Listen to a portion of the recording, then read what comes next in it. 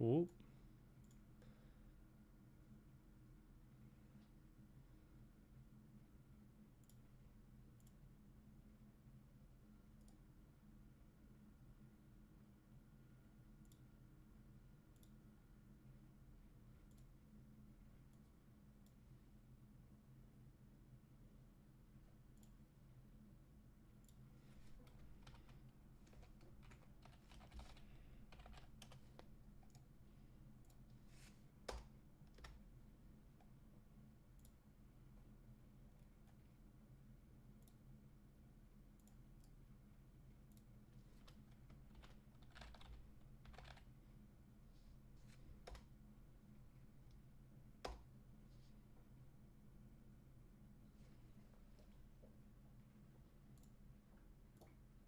Oh, Pishi.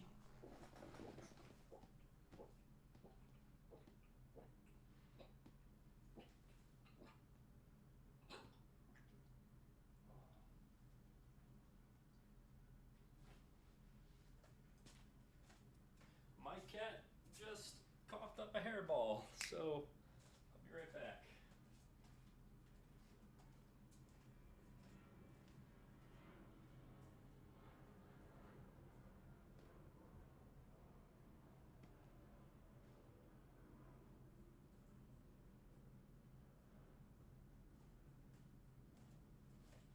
It's okay, baby.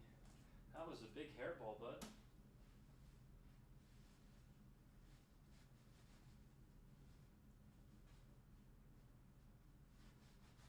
was a big hairball.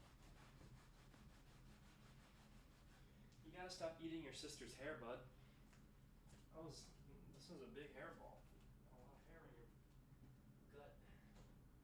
Ugh.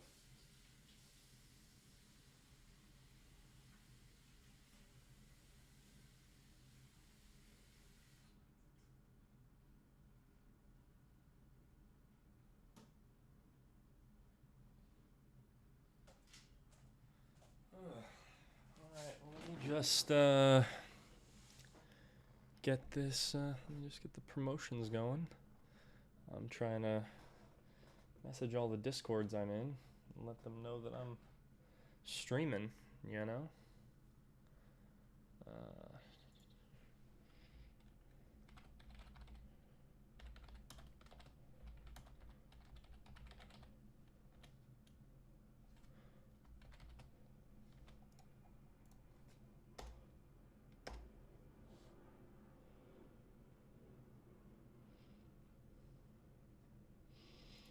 Okay, so hello YouTube.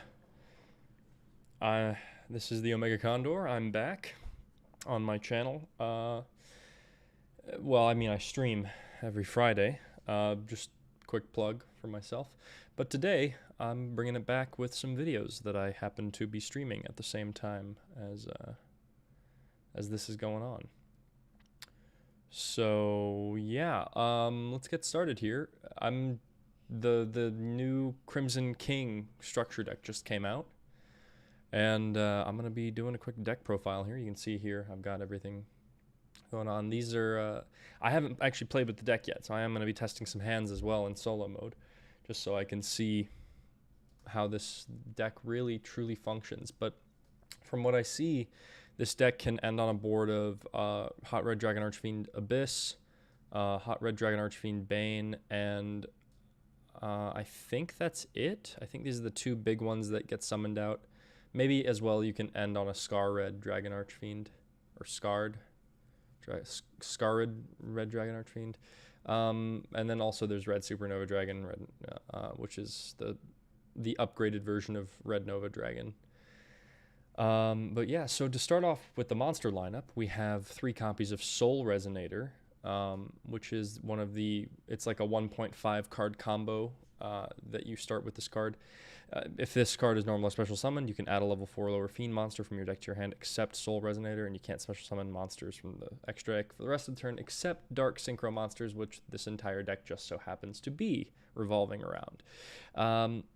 And then if a card you control be destroyed by a card effect while you control Red Dragon Archfiend or a Synchro monster that mentions it, you can banish this card from your graveyard instead. So it's protection. It starts your combo and it's protection, which is good. There's Vision, and then we have 3 Vision Resonator here. So if a level 5 or higher dark monster is on the field, I can special summon this card from my hand. I can only special summon Vision Resonator once per turn this way, and if this card is sent to the graveyard, you can add a spell or trap that mentions Red Dragon Archfiend from your deck to your hand. You can only use one of those effects per turn, and that also means you can add the Fiendish Golem, you can add Red Zone, you can add Crimson Gaia, and I think those are all the cards that mention Red Dragon Archfiend. And then moving on, we have 3 copies of Crimson Resonator. So if you control no monsters, you can special summon this card from your hand. If the only other monster you control is exactly one Dark Dragon Synchro monster, you can special summon up to 2 Resonator monsters from your hand or deck, except Crimson Resonator, which that's a really good effect. It lets you get out more combo pieces, lets you further extend your synchro plays. So really good. You can't special summon monsters from the extra deck except Dark Dragon Synchro monsters, which this whole deck again is revolving around. Then we have our 2 copies of Synchron Resonator. So if this monster is on the field, you can special summon this card from your hand. You only special summon 1 Synchron Resonator. You can only summon 1 Synchron Resonator per turn this way. If this card is sent from the field to the graveyard, you can target 1 Resonator monster in your graveyard, except the Synchron Resonator, and add it to your hand. That's good recursion. This is one of the Resonators that you summon off of Crimson in the combo line. But that rounds it off. There's one more tuner, which is the Fire Ant Ascator. Special on the target effects. Yeah, the effect of Fire Ant Ascator doesn't really apply so much. Mostly because you're just playing the one for the Ascator Dawnwalker. I guess this is kind of getting into the non-tuners, but this card, you special summon it by discarding a card, and then you special summon a Fire Ant Ascator from your hand or deck, which is just equals level 8 monster, level 8 synchro monster, which is your either your Red Dragon Archfiend here or your Scarlight Red Dragon Archfiend, or actually the Scarred Red Dragon Archfiend as well. But generally, you don't go for those right off the bat if you don't have to. Generally, you want to try and get to Red Rising Dragon as soon as possible in the combo line, because this is the synchro monster that makes the entire deck possible. Next, moving on, we got 3 copies of the new Bone Archfiend. If this card is in your hand or graveyard, you can send 1 other card from your hand or field to the graveyard and special summon this card. Also, you cannot special summon monsters from the extra deck for the rest of the turn except Dark Dragon Synchro monsters. All of these cards have this line of text that restricts your play to Dark Dragon Synchros.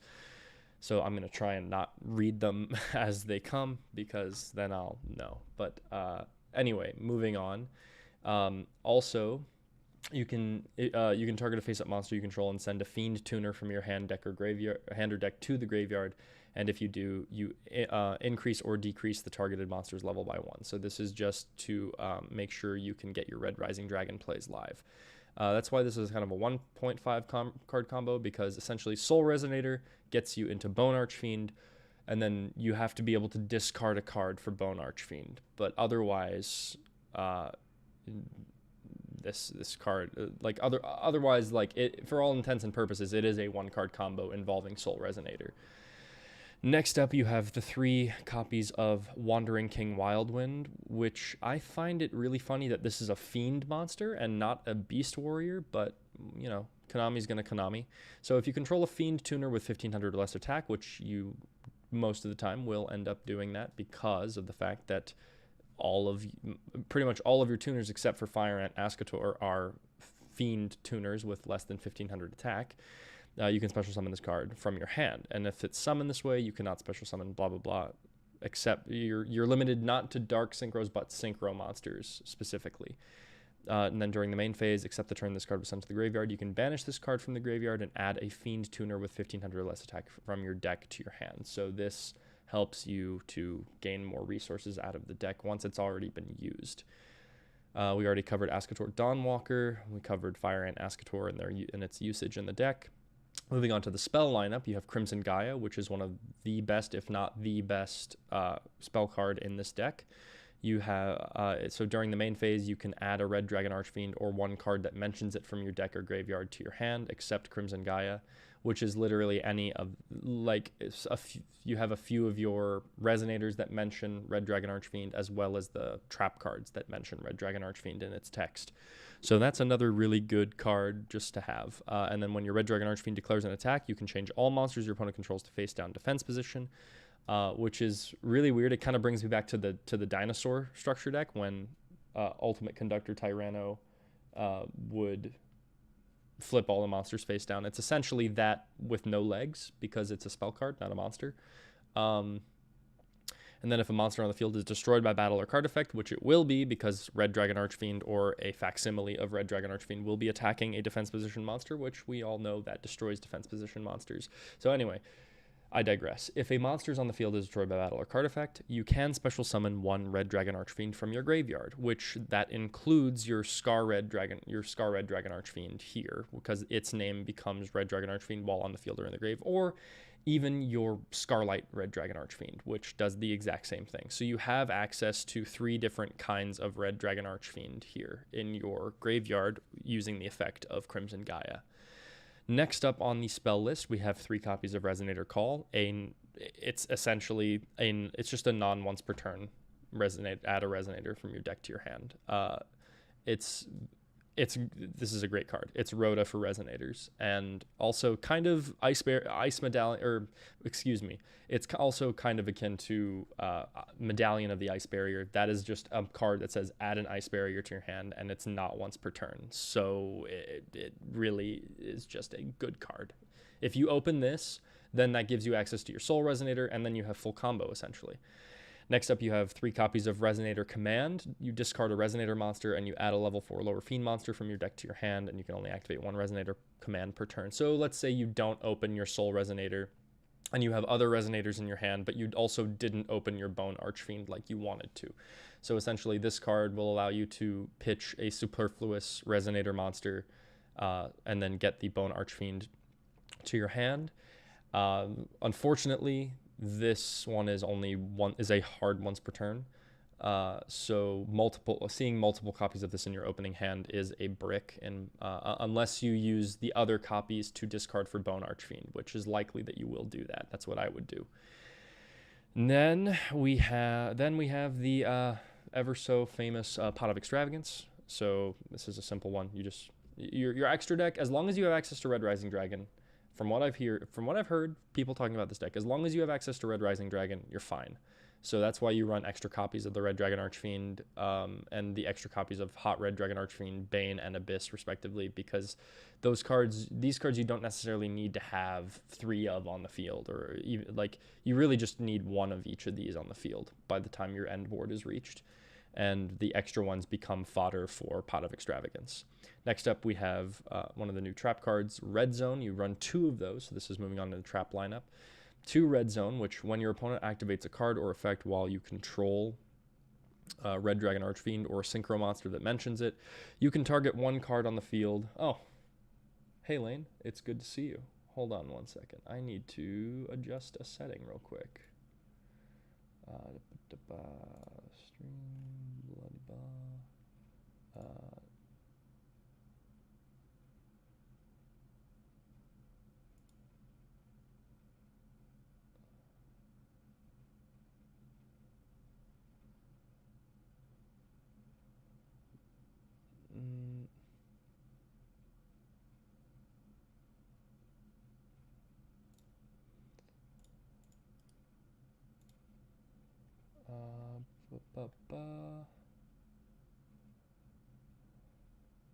Hello, Lane. It is good to see you here.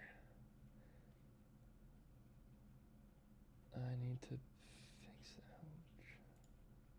that. Yes, there we go. Okay. Okay, so continuing on. Red Zone. When your opponent activates a card or effect while you control Red Dragon Archfiend or a Synchro monster that mentions it, you can target 1 card on the field and destroy it, and you can target 1 of your banished Dark Dragon Synchro monsters and special summon it. So it's essentially, from what I can tell, this is it's a disruption for your opponent, but also it is a miraculous descent for Dark Dragon Synchro monsters. If you don't know what miraculous descent does, essentially it's in the same vein. It's a continuous trap. While it doesn't have a disruption effect, it has the same effect of summoning a fairy monster back from being banished. Then you have Red Rain, which is a very good disruption card. So if you control a level 8 or higher Synchro monster, you banish all monsters on the field except monsters with the highest level. Also, the remaining face-up monsters in the field are unaffected by other card effects except their own until the end of this turn. And if a Dark Dragon Synchro monster is Synchro summoned to your field while this card is in your graveyard, you can add this card to your hand. You can only use this effect once per turn. So it is a very, very good effect. If you get your red Supernova Dragon set up, this card is essentially just a board wipe for everything else. But you only need to run one because it's searchable. Or is it? No, it's not searchable. It doesn't mention Red Dragon Archfiend. That's a little awkward, but that's fine because you don't want to see this in your open, because you're not going to have Red Supernova Dragon in your opening turn. Probably you'll have Hot Red Dragon Archfiend Abyss or Bane on the field, and those aren't as high a level, which means you're a little more susceptible to your opponent dodging the effect, essentially. Next up is Fiendish Golem. This is one of the newer trap cards. So you target a monster on the field with 2,000 or more attack and banish it till the end phase of the next turn. Then if you activated this card while you controlled Red Dragon Archfiend or a Synchro monster that mentions it, you can set one Fiendish Chain from your deck or graveyard. And it's likely that when you activate this card, you will have controlled a monster that has Red Dragon Archfiend in its name or in its text. And then you have one Fiendish Chain because it's searchable off of Fiendish Golem. This card is really good, just in general. I think this is a really good trap card. Trap cards generally aren't good, but there are some that, are pretty good. This card is a disruption, and it's a deck thinner. So, yeah, Lane. This deck is really good. I really like this deck a lot, actually.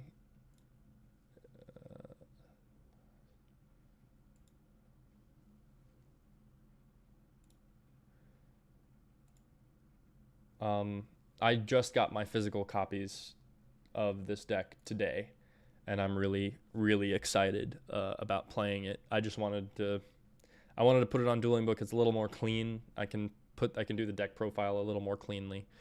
But that rounds out the whole deck here, for the main deck at least. Moving on to the extra deck, we have again the boy himself, the Red Rising Dragon, level 6.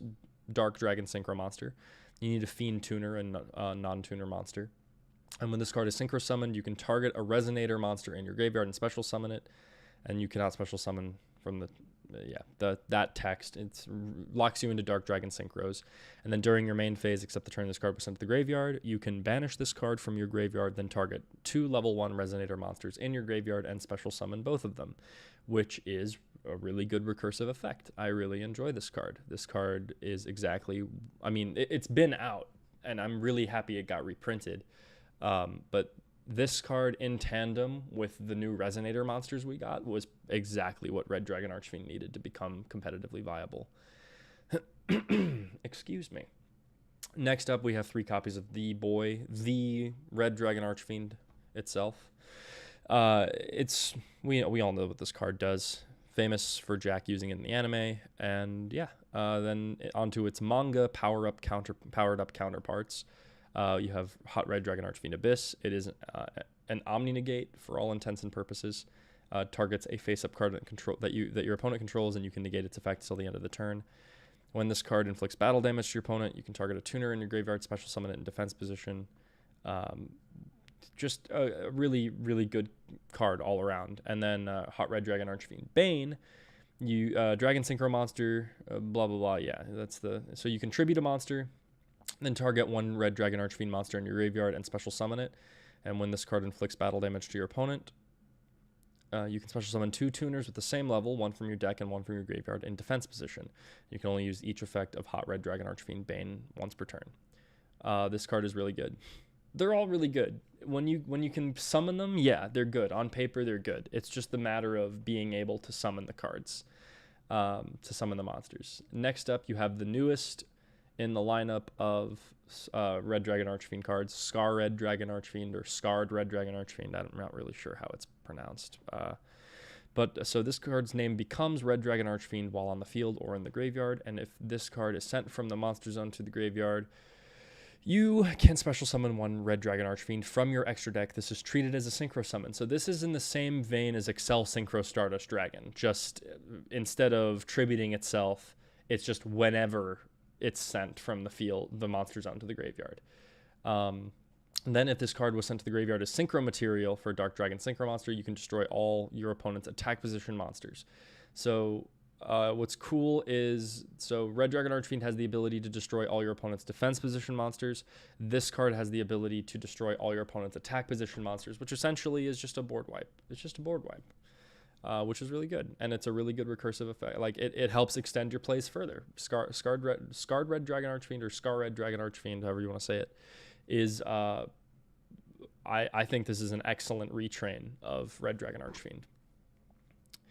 Next, Old But Gold Scarlet Red Dragon Archfiend, really good card. Can destroy as many special summon monsters as possible, inflict 500 damage for each. And I think this card is really good in time. That's just me. I think it's really good in time. Kind of like the Gaga Cowboy of the deck, essentially, but it can do a little bit more damage depending on how many monsters are on the field at the time of effect activation. I'm gonna so over here we do, my face cam is covering it, but right here we have a Red Nova Dragon. I'm gonna cover the Super Red Nova after this, but this one is really good. 2 tuners and a Red Dragon Archfiend. Fun fact: back in the day, I had a friend who played Infernity, and the type of Infernity deck he played was Red Nova Dragon Turbo. So he would like get his Infernity stuff in the grave and then summon his Infernity Beetles as the 2 tuners needed to summon Red Nova Dragon. So it was really good, and it was back when Infernity was at full power with 3 barrier, before it was power crept. So good times. But Red Nova Dragon, I really like this card. When it debuted in the anime, I thought it was really good. And when I got my hands on a copy and used it for fun, I thought it was really good. Back in the day. Now it's reprinted, which is really nice, having access to this card again. I think this is a solid boss monster, and the only hitch is that it requires Red Dragon Archfiend, but that's fine because most of the cards in this deck, or all of the cards that you'd be able to build your combo off of, are treated as Red Dragon Archfiend. Finally, we have Red Supernova Dragon, which requires 3 tuners and 1 non-tuner synchro monster, which is good because it's generic. It is best used in this deck, I believe. I mean, I guess you could feasibly use this in Synchrons as well, but I don't see why you would. They have access to cards that are just as good. This card must first be synchro summoned. It gains 500 attack for each tuner in the grave, so it's already gaining 1500 off the bat if your tuners that you used for this summon aren't banished for whatever reason. But yeah, it comes out the gate with 5,500 attack points, which is nuts. And then it can't be destroyed by your opponent's card effects, which is really nice because opponents have a lot of card effects that destroy your monsters these days. Once per turn, when your opponent's monster effect is activated, or when an opponent's monster declares an attack, you can activate this effect. You banish this card and also banish all cards your opponent controls. And then during your next end phase after this card was banished by its own effect, you special summon this banished card. So this thing is a board wipe. On top of being a fat body, it is a board wipe, and it is probably one of the best boss monsters in this game, in my opinion. Just whenever your opponent activates a monster effect or declares an attack, board wipe. Don't care. Attack all you want. Your board's getting wiped. I think this is a really solid boss monster. With that being said, I'm going to go ahead and save this deck. The Crimson King has been saved, and I'm going to go into some solo mode, and I am going to test out some hands. I don't think... nope, this is not the right deck. Whoops.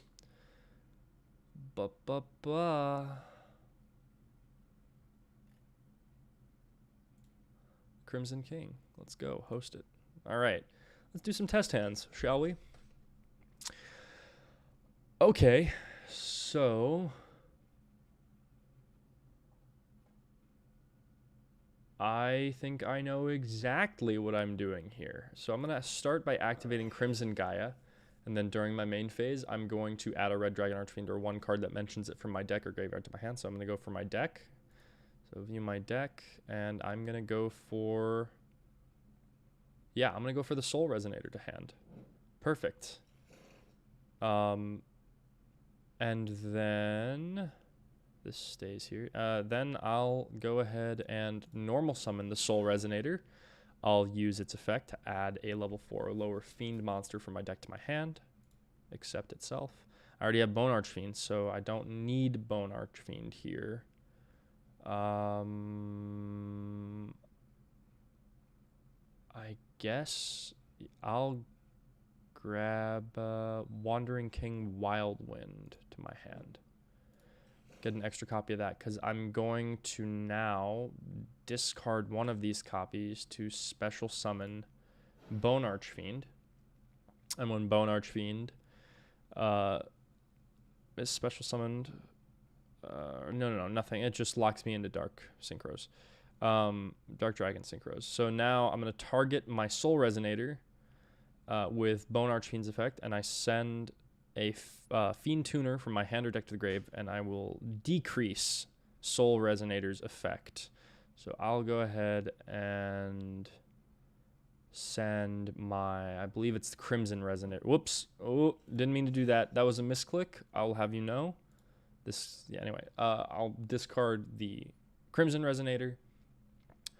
And this is now decreased by 1, so I have a total level of 6 here. Let's see here.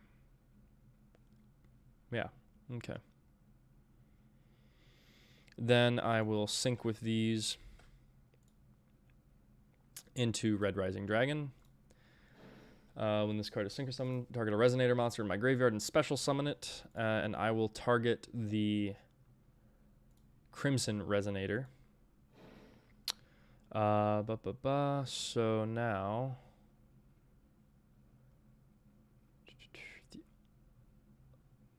Yeah.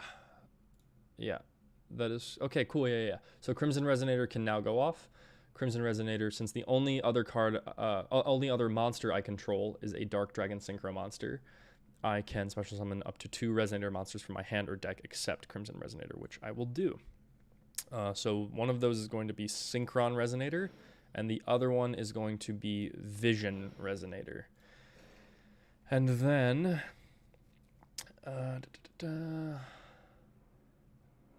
From this point, I'll go ahead and synchro summon with Vision Resonator and Red Rising Dragon into Scar Red Dragon Archfiend. And that will activate Vision Resonator's effect. So if it was sent to the graveyard, I can add a spell or trap that mentions Red Dragon Archfiend from my deck to my hand, which I have a few of those. So the next thing, I think I already have Fiendish Golem. So I'm going to go with Red Zone. So Red Zone is going to come to my hand. Then, oh yes. Okay, so yeah, this will sync with, wait, did I mess up? If this card's not fulfilled, oh yeah. Okay, so yeah, I'll go with Synchron Resonator and Scar Red Dragon Archfiend into Hot Red Dragon Archfiend Abyss. Then a couple things are going to happen. So Synchron Resonator will activate and Scar Red Dragon Archfiend will activate.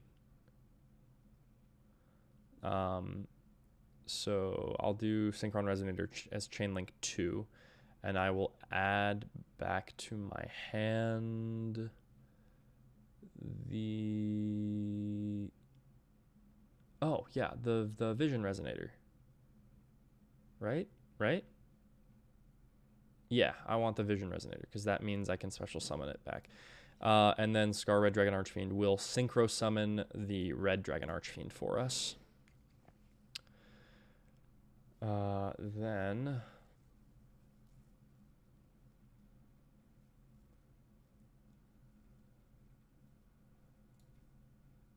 what level?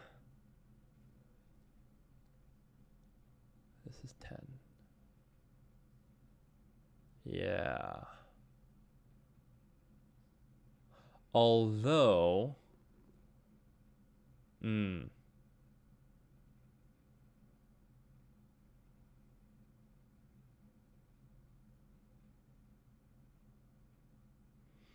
Yeah, no, my best bet now is to sync with these into the Hot Red Dragon Archfiend Bane. So that's good, yeah. And then I'll set Fiendish Golem and Red Zone. So now I'll go ahead and activate this just to show that these are on. This is what my end board looks like for this deck. So we have Hot Red Dragon Archfiend Abyss, which is a Omni Negate. We have Bane, which, let's see, so tribute a monster, target a Red Dragon Archfiend monster in your graveyard, special summon it. 2 tuners, interesting. Okay, so technically, I can extend my play even further with this. Interesting.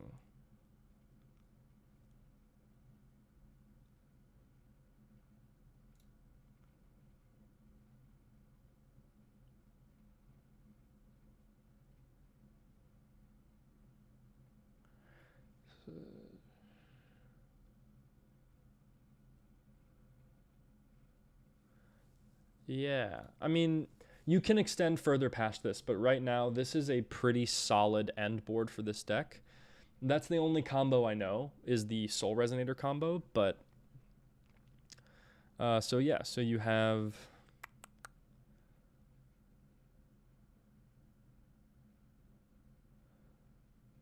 you can destroy any card on the field because you control 2 different Red Dragon Archfiend monsters, right? Or, well, at the very least, yeah, Hot Red Dragon Archfiend Abyss doesn't mention it. But you do have Hot Red Dragon Archfiend Bane. Thanks, Lane. I appreciate it. I appreciate that. It's, yeah, I think it's a good end board as well. So yeah, Omni Negate, you can destroy a card on the field and then target one of your banished Dark Dragon Synchro monsters. Which also, this actually, I just realized, because my small pea brain, I just realized that if my opponent doesn't get a monster on the field with 2,000 or more attack, that means Fiendish Golem I can instead use on Hot Red Dragon Archfiend Abyss to banish it until the end of the next turn. And I can set Fiendish Chain because I control the Bane, which mentions Red Dragon Archfiend, followed up by Red Zone, which is a further disruption because I control the Bane, which mentions Red Dragon Archfiend, and I can bring back the Hot Red Dragon Archfiend Abyss that was just banished by the Fiendish Golem, and then still have Fiendish Chain on top of that. Yeah, wow. Great deck. Konami, thank you. Thank you for making Red Dragon Archfiend pretty good. I appreciate that. Well, that is all for now. I'm going to take a quick break. And if you're watching this later on YouTube and not watching it on stream, thank you very much for watching. Appreciate you. Appreciate everyone. Hit the subscribe button. Hit the like button. Hit the notification bell to know when I post another video or when I stream. I stream every Friday. And yeah, let me know in the comments what you guys think of this deck. I really am excited to test this out against some real people. I do have my physical. I have the physical cards right here. Like, they're in. I went to the store today, and bought the deck, as well as a few accessories to go with the deck, like sleeves and a deck box. But yeah, I'm ready. I'm freaking ready, man. I'm ready to do this. I'm ready to play more Yu-Gi-Oh. But yeah, thanks. That is the end of the Red Dragon Archfiend, the Crimson King structure deck budget $30 video. Okay, I'm going to take a quick break.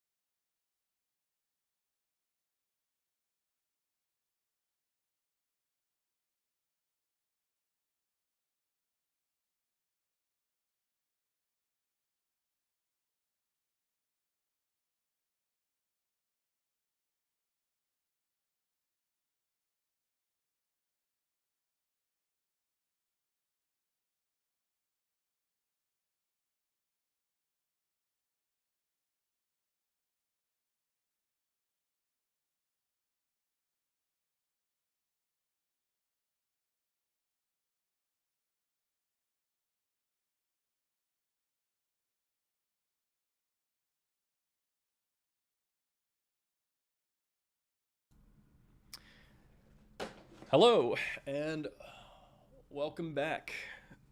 Welcome back to the stream, or if you're watching on YouTube, welcome back to YouTube.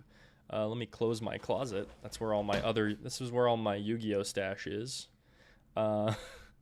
Anyway, today we are going to cover the Synchron deck. This is pure Synchron. This is Synchron Mark 1. This is my Mark 1 version. A lot of this deck was, I received help from V Parsa building this deck.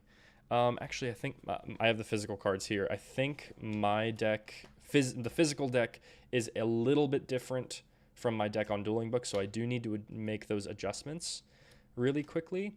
But essentially, this is, yeah,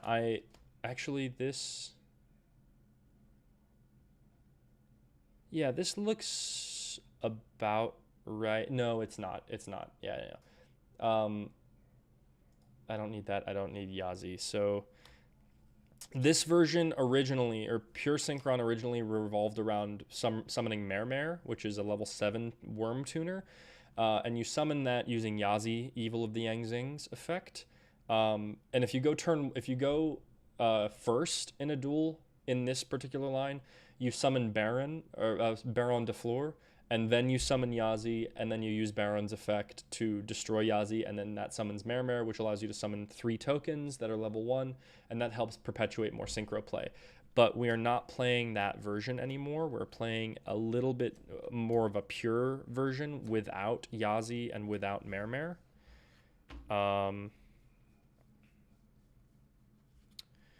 Yeah, so let me just quickly make those adjustments. I'm not only playing 2 of those. Those aren't there.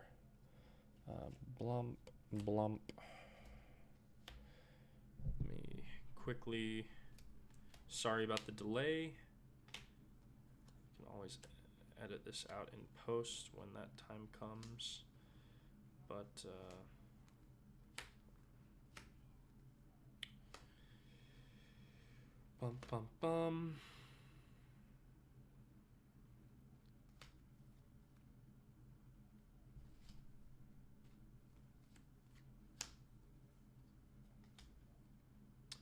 And this deck, I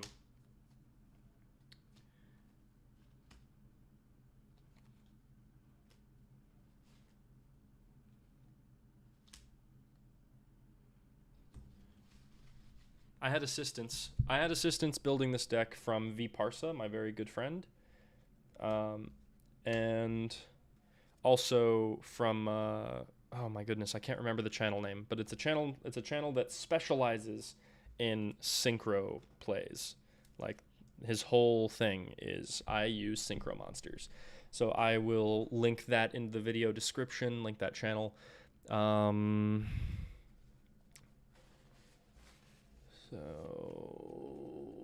there are, yeah, this is the exact monster lineup. However, my spell lineup oh wait, I am also missing Nibiru.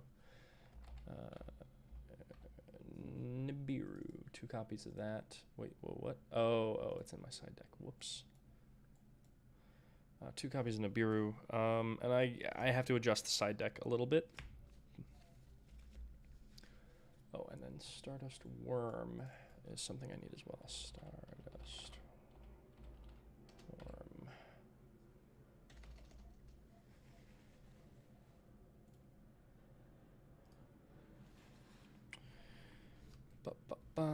Okay, and then also Wheel Synchron.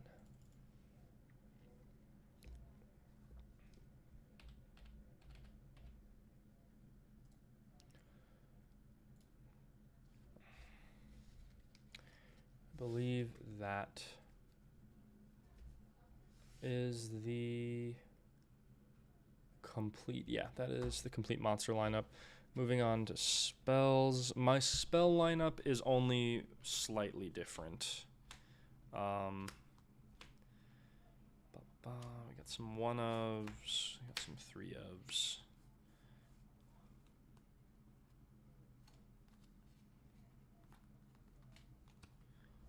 So that's right, and that's right, and that's right. These are gone. This is gone.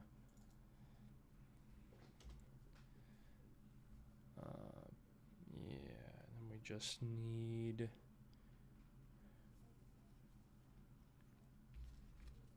Right? Yeah, and then we just need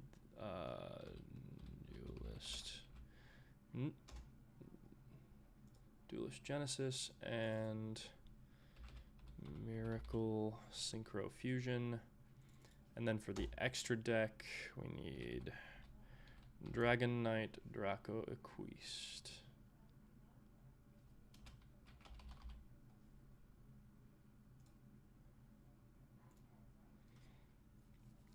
Okay, and then we need Super Poly.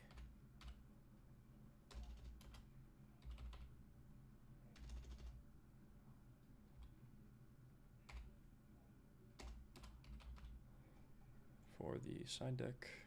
Okay. So, here we go.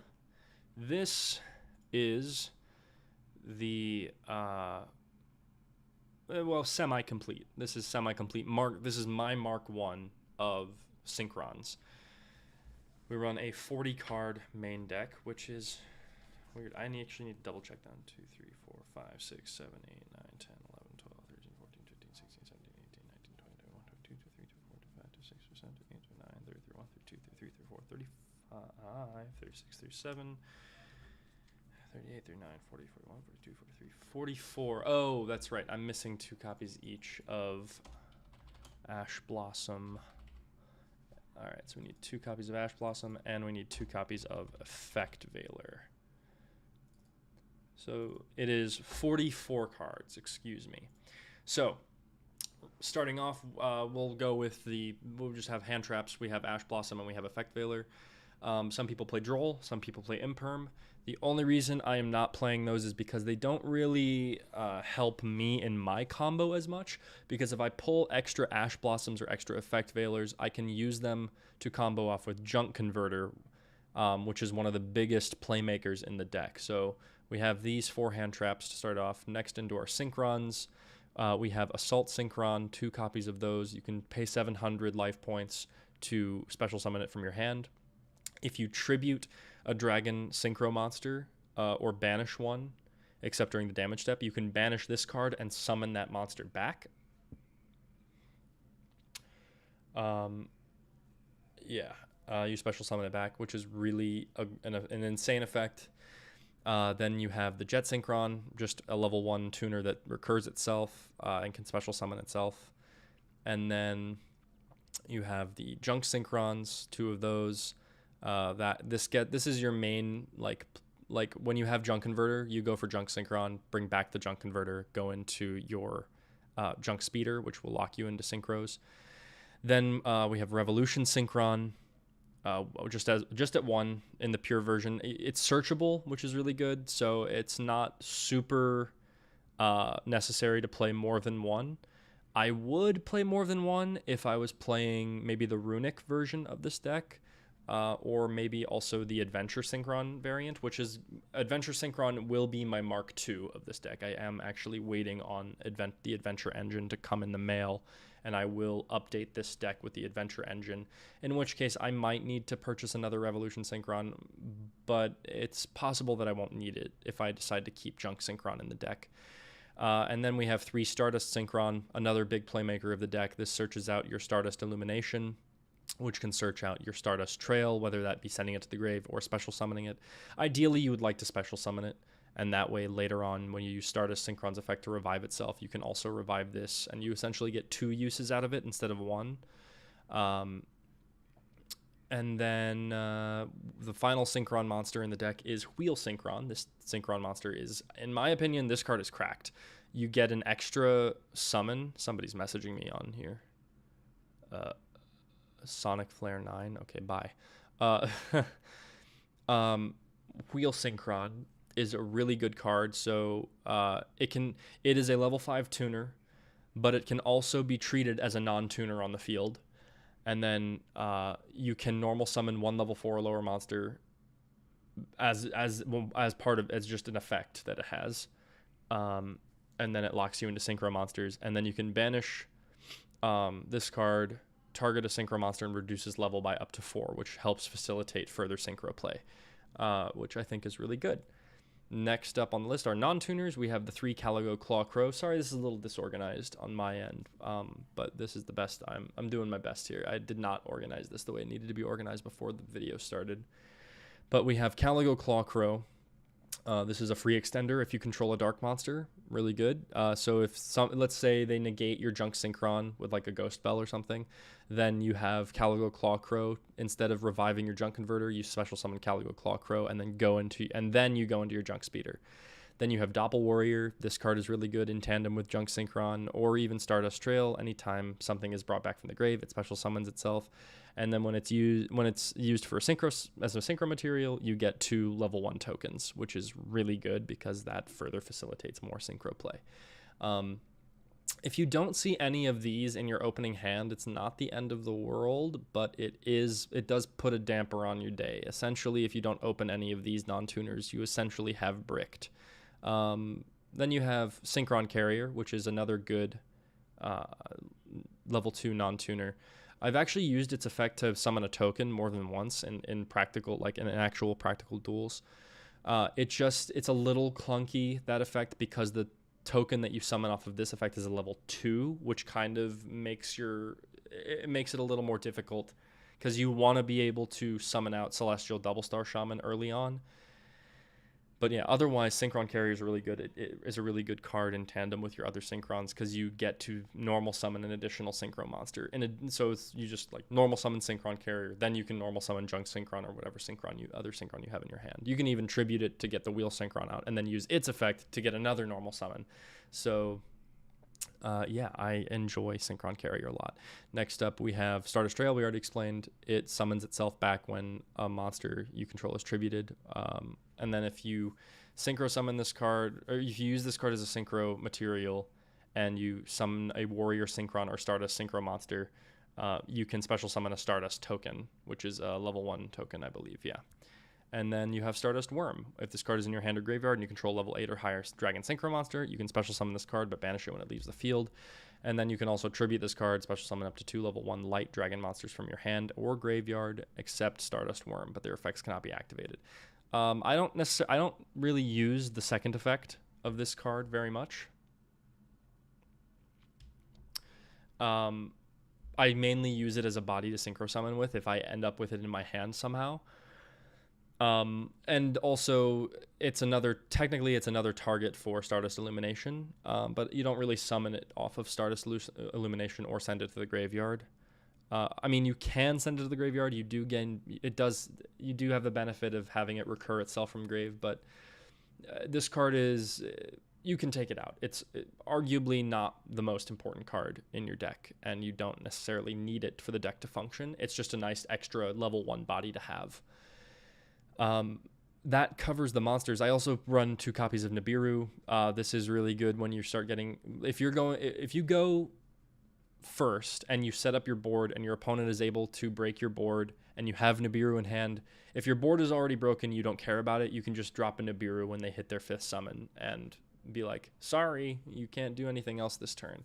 But I mean, there are decks that can play through Nibiru, but you don't really see a lot of that nowadays. At least I don't. But moving on to the spells, we don't run any traps in this deck. We do have traps in the side deck, but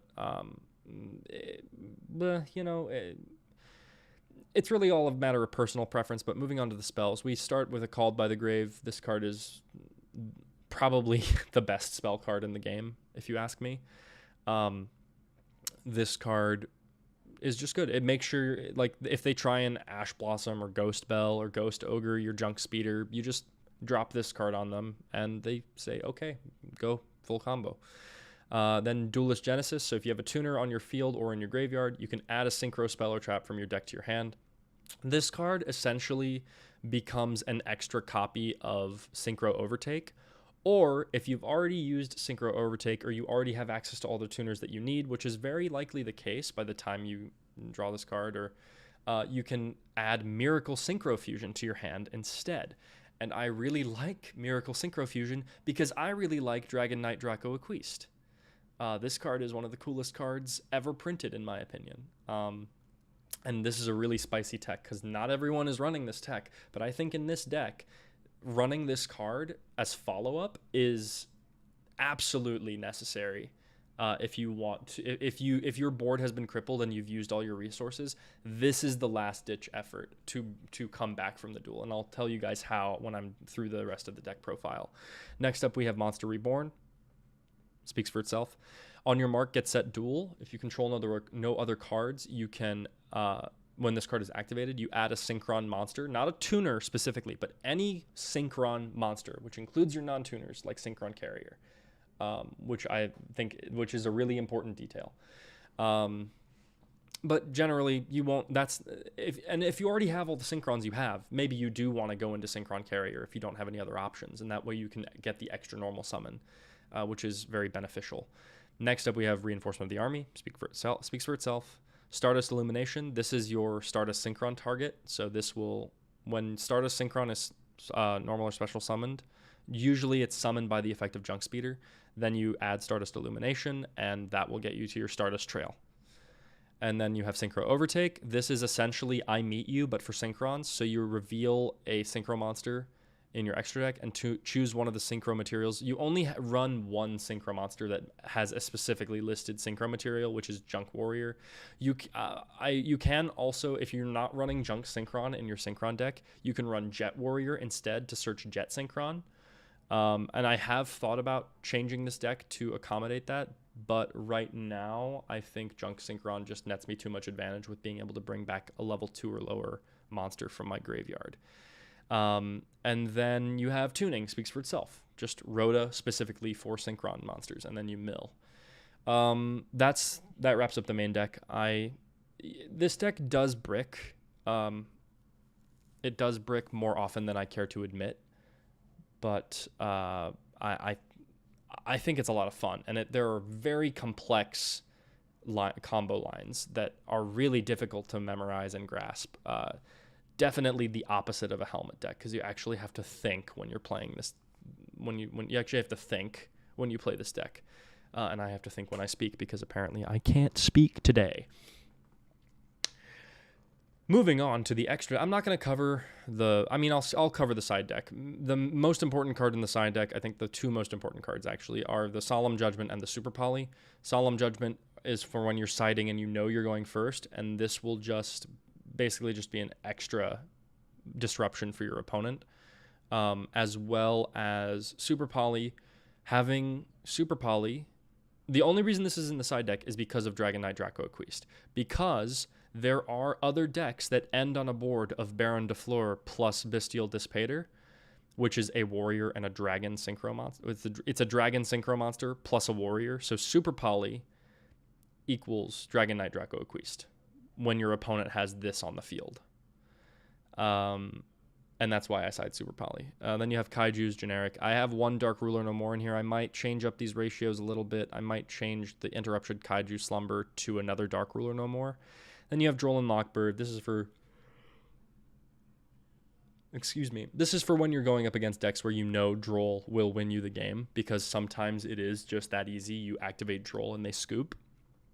Then you have Dimensional Barrier. This is when you're going up against, like, this card is really good against any deck that revolves around any one of these summoning mechanics: Ritual Fusion, Synchro Exceed, or Pendulum. The only deck you wouldn't find that's going up against is a Link deck, and that's fine. You don't really need it for that because it doesn't do anything. But a lot of decks these days are pretty diverse in what they're summoning. A lot of people are running a Fusion deck or a Synchro deck as of right now. And then you have Evenly Matched. Moving on to the other two trap cards in this side deck. Evenly Matched is just a really good card, and I highly recommend running it in any deck. And then finally to the extra deck, you have Dragon Knight Draco Equiste. I've already talked about this card enough. You guys know what it's for. Actually, you don't know what it's for, but you know that it's here. Essentially, and then you go Excel Synchro Stardust Dragon. You have Excel Synchron, Baron de Fleur, Bestial Dispater, one Celestial Double Star Shaman. This card is insane for furthering Synchro plays. If you get this out before you get your Excel Synchro Stardust Dragon out and you've already used it, then Excel Synchro Stardust Dragon is that much better.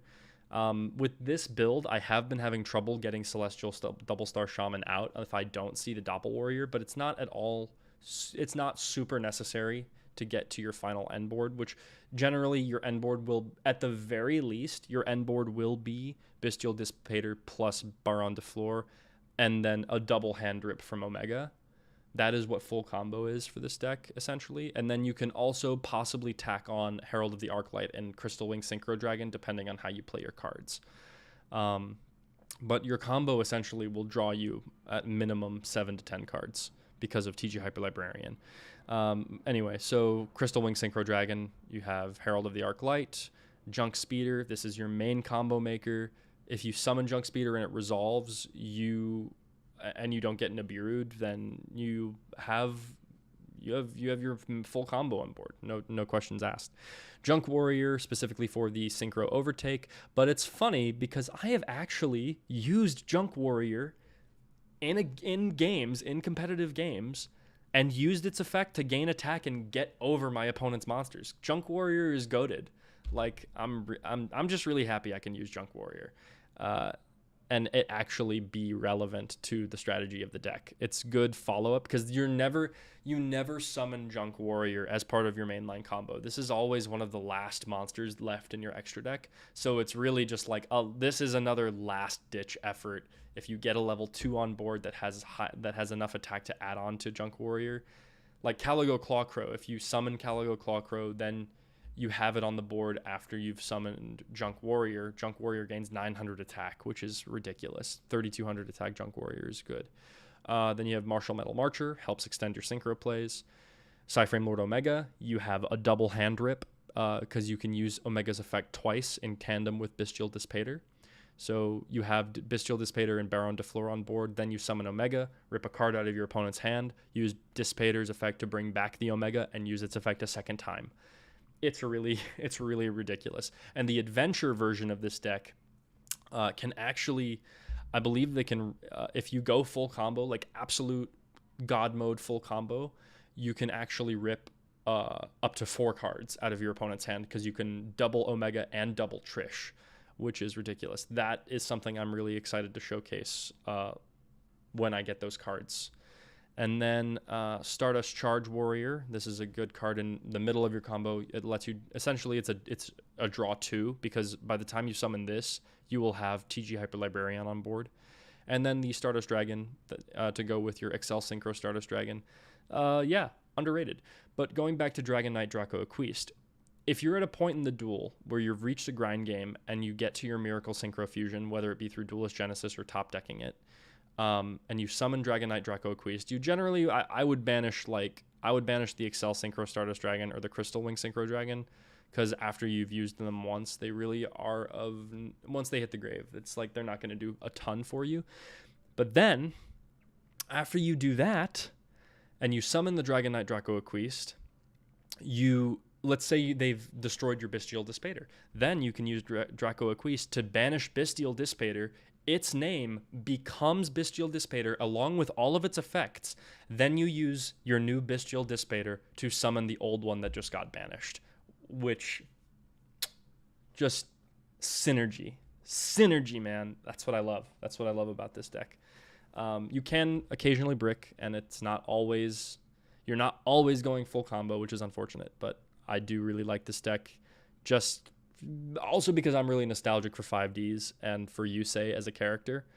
So yeah, we're going to save that so that way no. But I'm going to go into solo mode, and I am going to do a little test hand and see if I can... Oh, let me turn that sound off. That was disgusting. Okay, so this hand is not necessarily full combo, unfortunately. Not at all, but I will try. So we're going to activate on your market set duel. We will add a Synchron monster from our deck to our hand, and that Synchron monster is actually not going to be Junk Synchron right off the bat. We're going to summon we're going to add Synchron Carrier to hand. And the reason that is because of the fact that we don't have any other usable tuners in our hand. So we're going to activate tuning next, and tuning will grab us our junk synchron to hand. Unfortunately, and then we got a mill, one card. Okay, we milled in a bureau. We don't care, whatever. Yeah, so now, unfortunately, with this particular combo line, we can't use Junk Synchron's effect because we didn't mill anything that was level 2 or lower. But we'll normal summon the Synchron Carrier, and then we get the additional normal summon of the Junk Synchron. Then we sync with these into the Junk Speeder.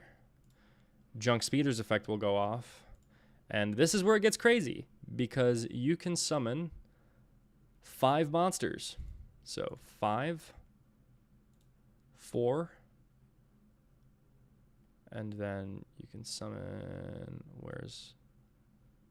I'm going to go, for my level 3, I'm going to go Revolution. 3, 2, and 1. So when you get here, there you have, and then when Stardust Synchron is special summoned, you get access to your Stardust Illumination. So there are a couple of things you can do here. You can use the Wheel Synchron and Junk Speeder to go into Baron de Fleur. I don't recommend doing that. That kind of stops your synchro plays altogether. What I recommend going for is I would sync using this and this into your...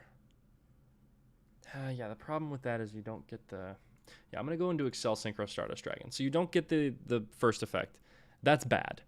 You generally, whenever you summon this, you want to always have the level 2 or lower tuner in your grave, which we do not have. We have a level 2 or lower non-tuner, but the other tuners we have are level 3s. That is usually where you'll summon the Celestial Double Star Shaman. That's with the other version that runs Mermere and Yazi. But I don't like that version as much because that one has a few more bricks in it, unfortunately, because Mermere is a really bad brick to have. But you have Excel Synchro Stardust Dragon. Next, you can activate your Stardust Illumination and summon your Stardust Trail because you control a monster that mentions Stardust Dragon in its text. Then, there are a couple of things you could do here. I would recommend next syncing with Jet Synchron and Stardust Trail into TG Hyper Librarian because we need a few more cards. Then you can Tribute Excel Synchro, go into Stardust Dragon, and then immediately Synchro Summon after that. So with that in mind, we will sync for 10 into Bestial Dissipator. And TG Hyper Librarian's effect will go off twice because Stardust Dragon and Bestial Dissipator are both treated as Synchro Summons. So we get 2 cards off of that. That's pretty good. We get an extra disruption and we get an extra body, which is actually very useful because now we can get our Celestial Double Star Shaman on the board. What we will do is we'll discard this extra on your mark, get set duel to special summon back Jet Synchron. And then we will use Wheel Synchron. We could also just use Stardust Worm's effect, but it would banish it. So I'm actually going to say we'll use Wheel Synchron to get the extra normal summon of a level 4 or lower monster. Then we will... Oops, that's banished. Excuse me. Then we will sync for level 2 into Celestial Double Star Shaman, and that will allow us to summon back our Synchron Carrier. And that allows us to draw a card as well off of TG Hyper Librarian. We're already getting more, so we got Called by the Grave, another great disruptive card. Then we'll go sync for 6 into our Stardust Charge Warrior. That allows us to draw 2 cards, one from Charge Warrior, one from TG Hyper Librarian. So we've already recovered our hand entirely, +1. This is all turn 1, and we're still going. There's still more to do with this hand. Next, what we will do is go into our Crystal Wing Synchro Dragon, and we'll draw a card. And then we will get the double hand rip. We will tribute Crystal Wing for Stardust Synchron, and that allows us to special summon Stardust Trail, and that allows us to banish the Assault Synchron to bring back the Crystal Wing Synchro Dragon. And then we can sync with these. Actually, yeah, these are banished because they used their effects. So we sync with these, banishing both of those, and we summon out our Psyframe Lord Omega, which allows us to draw another card. Then our final synchro summon of the turn, we will sync with Wheel Synchron and TG Hyper Librarian into Baron de Fleur, and then we will use Psyframe Lord Omega's effect. We'll banish it to banish a card out of our opponent's hand. Then we'll declare Bestial Dispater to bring back the Omega, and then the Omega will once again banish itself to rip a second card out of the opponent's hand. So after all of that, we've ripped 2 cards out of the opponent's hand. They're starting their turn with 4 cards now because they're going to draw into the 4th. And we have 1, 2, 3, 4, 5, 6 disruptions that we have access to. So we'll go ahead and set the Called by the Grave. And then we also have follow-up in Miracle Synchro Fusion in case they miraculously break this board. And we'll go ahead at the end phase, we'll discard the Junk Converter to meet the 6-card limit. But now we have 6 disruptions, 2 in the hand, 4 on the field. And plus Omega is going to come back next turn. So yeah, that is with the most, like, that is not an ideal end board whatsoever at all. That is not a good end. No. This is a great end board. I'm saying, excuse me, that was with an abysmal starting hand. So if your opponent doesn't do anything to you on an abysmal starting hand like that, this is still the board you end up with. As long as you resolve Junk Speeder, this is the board you get to end up with. And if you draw into the right cards, because I drew into some cards that really helped further the play. And that's a lot of what this deck is as well, is it's a little bit luck-based in that regard. But yeah, I hope you enjoyed the deck profile. I hope you enjoyed the combos. And let me know if you want to see more. I'm going to hopefully be bringing you guys some live duels pretty soon here. But yeah, this is one of the decks that I have been working on, and I am really excited to show you guys more. Hit the subscribe button, hit the notification bell, let you know when I post more videos. Hit the like button, let me know if you liked the video. Post in the comments, how would you build the deck differently? What did you like about the deck? What did you dislike about the deck? I would really love to know. Yeah, I'll catch you guys later. Bye. And that's a wrap stream on that video. That was for YouTube. But yeah, we're going to go back to Deck Constructor. We're going to do one more. It's going to be Salamangrate, which I have to fix. Whoa. Gazelle is at 3. What is going on here? Have they not updated yet? This is another one where I kind of have to look through my physical cards and adjust as necessary.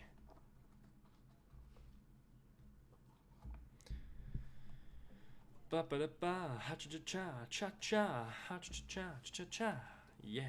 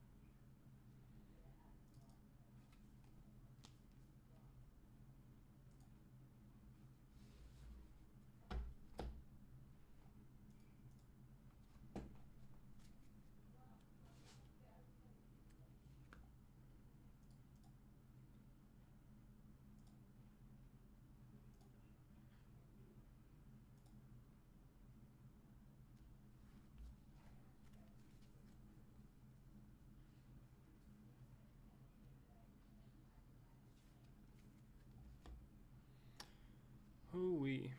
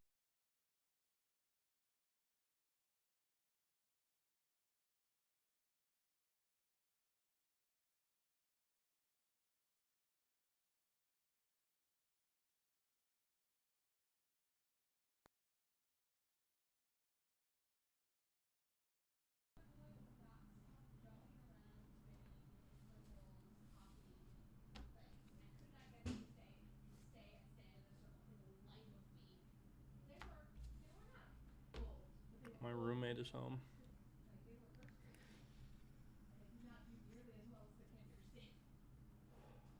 Excuse my vaping.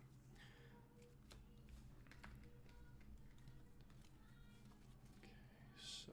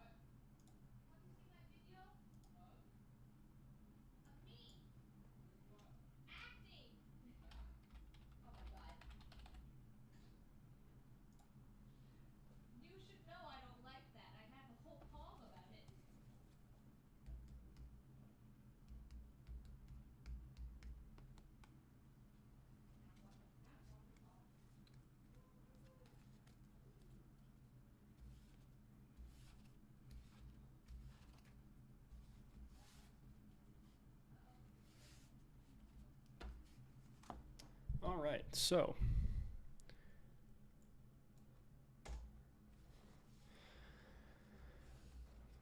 welcome. We are back at it again, and yeah, this is Salamangrate. This is Salamangrate. It's great. I really like this deck, and it's recently come back to full power, and it got new support. And I'm really, really, really excited about it. And a little bit of a preface. I recently opened a box of the new Legendary Duelist set, Soul Burning Volcano, And I wasn't keen on playing this deck again until I pulled a certain card, and it was not the Raging Phoenix. That card is cool, and I do run 2 of it in this deck. But the card that I pulled was a Ghost Rare Sunlight Wolf. And I am really happy to have pulled this card. And since I pulled this card, I felt obligated to pick the deck back up, especially since Gazelle came back to 3.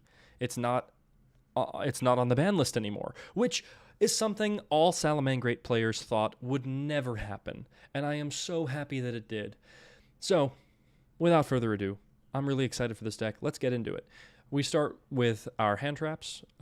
We've got 2 Ghost Ogre Snow Rabbit, 3 Ash Blossom Joyous Spring, 2 Droll and Lockbird, and 2 Effect Veiler, as well as 3 Imperm.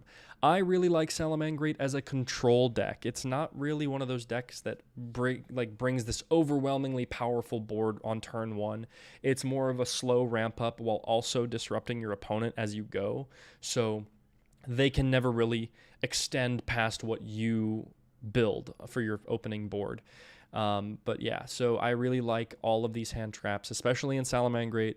Ash Blossom can be recurred using Sunlight Wolf, which is amazing. So having access to Ash Blossom every turn is a big help. And then Droll and Lock, I've said in other videos, Droll and Lock right now is a monster that if you play it in certain circumstances, your opponent just scoops and you go to the next game. Effect Veiler is just Imperm with legs because it's a monster, not a trap. And then moving on to our Fire Cybers support, we have Flame Buffalo. This is a good card for drawing more cards if you get the effect off. Like, you won't always get this effect off, and that's fine. It is nice to have this as extra draw power. I'm not running Desires or Extravagance in this deck because your extra deck is really important, and all the cards in your deck are kind of really important. So I don't want to run the risk of banishing all the Gazelles or all the Spinnies or like any of the one-of Salamangreat cards that I have here, which I'm going to move this over here just so we have a better view of what's going on. But and I'm also going to move this up here. So next up we have the Salamangreat Weasel, which is the tuner monster of the deck. We aren't running any Synchros. Don't really need it. This is just a good body for link climbing. Like, that's really all I use it for, because you can special summon it if you control 2 or if you have 2 or more Salamangreat monsters in your grave. And then it has a really good recursive effect as well. You can target a Salamangreat monster in your graveyard, place this card on the bottom of the deck. If you do, special summon that monster to your opponent's field and draw a card. So it gets you draw power. It puts a Salamangreat monster on your opponent's field, which is fine, I guess. I think this would pair really well with Sunlight Wolf's effect to get a fire monster back from the grave, because if you have Sunlight Wolf on the board, you use Weasel's effect in grave to put it back on the bottom of the deck, summon to where your Sunlight Wolf is pointing on your opponent's board, get a fire monster back. You can get the Weasel back. Actually, no, you can't. It goes to the deck. I'm dumb. You get an Ash Blossom back. You get any other fire monster back. And then also you draw a card. So I think that's a pretty good card in terms of the effect is really good. Falco speaks for itself. Jaguar speaks for itself. Fowl speaks for itself. All of these are solid Salamangreat cards that have been played a lot. You can up the Salamangreat Jaguar to 2, I think. I think it works well at 2. I'm just doing this because I think it's searchable. So having it in your opening hand isn't really too beneficial. But next up, we've got Salamangreat Fowl. Yeah, we have that. We have Salamangreat Foxy. This is a great card. Like, if this is your only starter, it's still not bad. You still get to excavate your deck. Hopefully get an extra Salamangreat card. But then you just use this body to go into your Balinks. You get your Sanctuary, and then you have your plays from there. Then you have the newly back at 3 Salamangreat Gazelle, one of the best, if not the best starter in the deck. This deck ravaged the meta top tier because of this card's existence when it first came out. And then you have Salamangreat Spinny, which is another really good Salamangreat card that it's just a free body on the board, essentially. Then moving on to the spells, we have a Called by the Grave, which is just making sure your combos go through, speaks for itself. You have Sign Up Mining, another starting card. Search any level 4 or lower Cybers, great card. Salamangreat Circle, search any Salamangreat monster. So just six cards that allow you to add Gazelle to your hand, essentially. The 1 Sanctuary, it's searchable by Balinks. You only need 1. And realistically, your opponent's, like, even if your opponent did destroy this card or get rid of this card, you still have access to really cool plays. but this just helps you like not use as many resources. Then Will of the Salamangreat. This card came in clutch for me in a duel I had the other day. I just kept summoning back Sunlight Wolf that kept getting killed, and I just kept using it as link. But like this card comes in really handy. People used to call this a win more card. Now I think this card is a winning the exact amount of winning you need to be doing in the moment, if that makes sense. It doesn't. I gave up on the syntax of that sentence halfway through, but this card is good. Play it. And then moving on to the traps, we have Gozen Match. People say that Rivalry of Warlords is better. I could go one way or the other, but because this whole deck is fire monsters and all you're ever going to have on the field are fire monsters unless you go into your access code package, this card works perfectly well, because there are a lot of decks that either they don't run one archetype, they run like not archetype. They don't run one attribute. There are not a lot of mono attribute decks in this meta. There are a lot of ones there are chaos variants. There are like fusion, like the Chimera. I know most of those are dark, but some of them are light. Blah blah blah. Wind, what have you. This card is good disruption. If you flip this up on your opponent's turn in the middle of their combo when they have more than one attribute on the board, this causes them to make a really tough decision with their plays going forward. They might be able to get around it, but it is something that can trip them up just enough, because this is also a mental game. If you trip them up enough, they might mess up their combo going forward. Next, you have Infinite Impermanence. We've already covered this. This is a monster negate. In the same vein as Effect Veiler. You're essentially playing 5 copies of Effect Veiler. But this is, 5 copies of Effect Veiler, but this card is better because you can set it and neutralizes a column on the board. Then I run 2 Rage and 2 Roar. I run 2 of each of these because I found that one, if you open it, and you're only running 1, it's not very good. And if you use it and have no way of recurring it, also not very good. So I run 2 of each just to have those extra resources. And 44 cards is not outrageous these days in terms of a deck size. I've been on a 44 card deck kick recently. My Synchron deck is also 44 cards. Or Synchron Mark 1 is 44 cards. But anyway, so that's the main deck. I think you rarely brick with this deck, because this deck isn't really made to put up huge, insane boards that your opponent can't get over. It's really more of a slow down the game and control the pace. Like, this deck is highly focused on controlling the pace of the duel, which I really enjoy, because it's a lot of brain power for your opponent to think around what you're doing to them, but also it's a lot of brain power for you, because you have to identify where your opponent's chokeholds. You have to play your cards in the right place, and I think this deck does require that amount of skill to be able to do so. Anyway, moving on to the extra deck. There's no side deck. I haven't prepared a side deck for this deck, unfortunately. But the extra deck, you've got the Salamangreat Mirage Stalio. Great card. Also not on the ban list anymore for quite some time, but you don't really use it as much as you used to, but this is a really great card to further extend your fire link plays. And then you have Access Code Talker package with the transcode and the update jammer, as well as Decode Talker Heat Soul. And then you also have the Nightmare Phoenix. This card, even if you don't get the effect, is really good at protecting Sunlight Wolf. So if you summon your Sunlight Wolf to the extra monster zone, and then you summon this underneath, and even if you don't get the effect off because it's turn 1, you still have something that your opponent has to contend with. How are they going to destroy the monsters you have on the board if they can't be destroyed by battle? Which they're going to go for effects, but it's another hurdle for them to go over. This is helping you control the pace of the duel. They may be able to get some damage off on you, but they're not getting rid of the bodies you have on board as easily as they would without this kind of protection. Then you have Balinx. Speaks for itself. It's a generic Link 1 for Cyberse monsters. It helps you Link climb into it gets you your Sanctuary. It's one of the main combos. It's like one of the main lines in your combo. Then you have I run 3 Sunlight Wolf.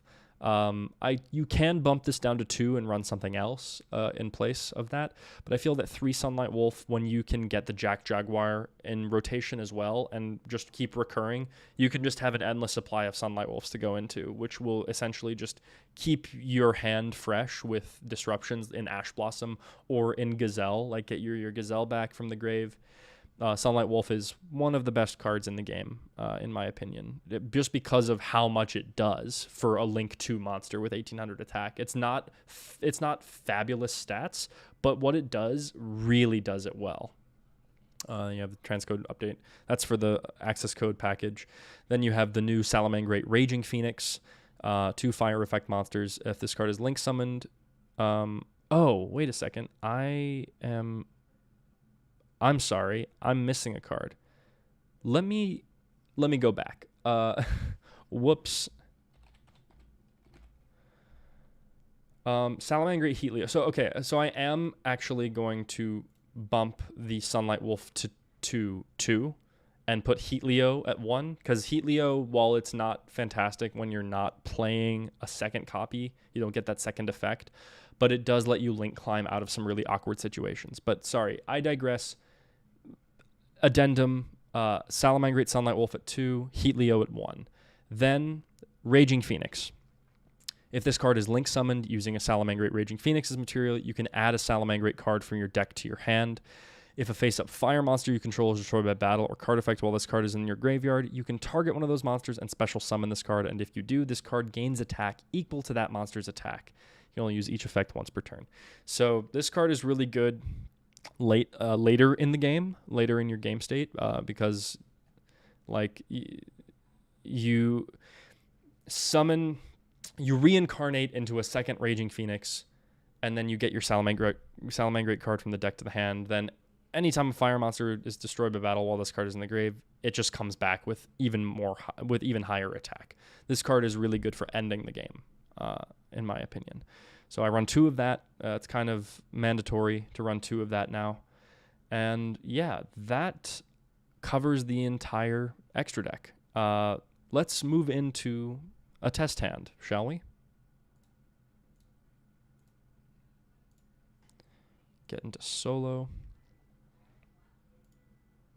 This is the wrong deck.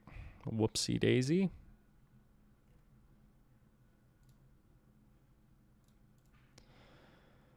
Okay, so this hand is pretty cracked. This is a fantastic hand. You activate Circle, grab your Gazelle,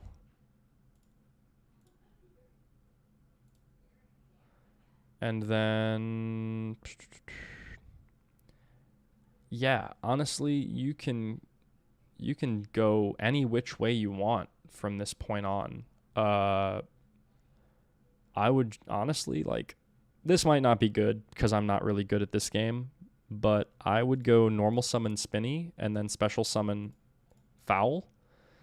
And then I would link with Foul into Balinx, and Balinx will go off as well as the Gazelle. So Balinx first, and then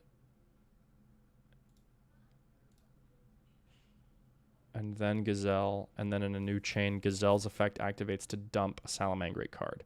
So in this instance, we are going to dump, I'm going to say Salamangreat Rage, because we will be able to get it back. So now we're going to overlay with Spinny into Mirage Stalio, and we will detach the Spinny to special summon. I'm going to bring out Jack Jaguar in this equation. So Jack Jaguar, this is in defense. This does not, yeah, from the deck in defense position. Okay. So special summon from the deck in defense position. Then with this, I will link off with these into Sunlight Wolf, and then I'll use Spinny Engrave to special summon itself. Sunlight Wolf will grab back the Gazelle. And then I suppose at this point I could reincarnate. I'll go ahead and do that. Yeah, we'll reincarnate into the other Sunlight Wolf and then use its effect. I'm going to get back the Rage. I could get back the Circle for further protection or for more search power, but at this point in the opening turn, I would rather have more disruptions. Then from here, we could go into Raging Phoenix,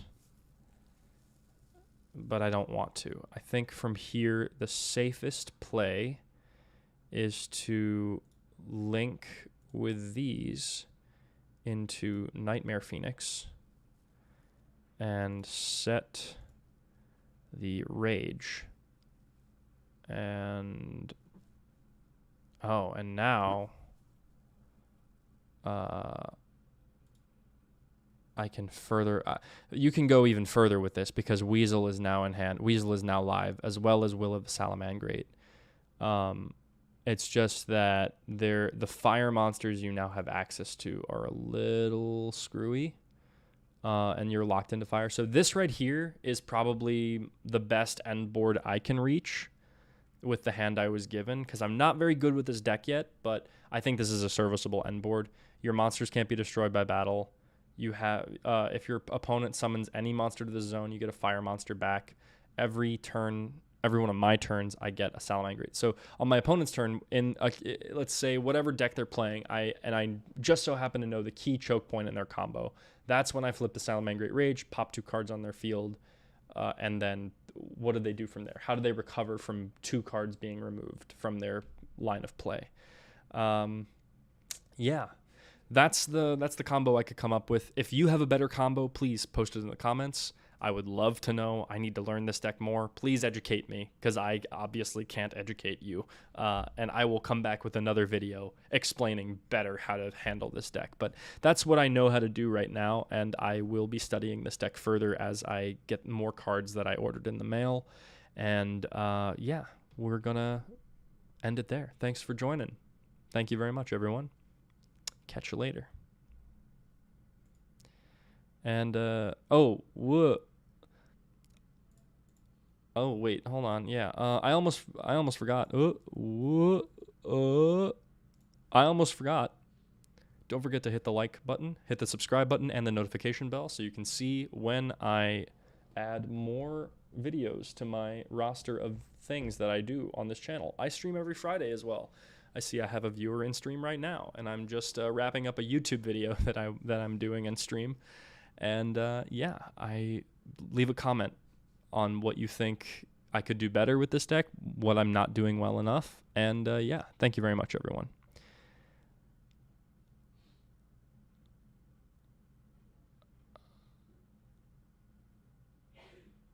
Anyway, so yeah.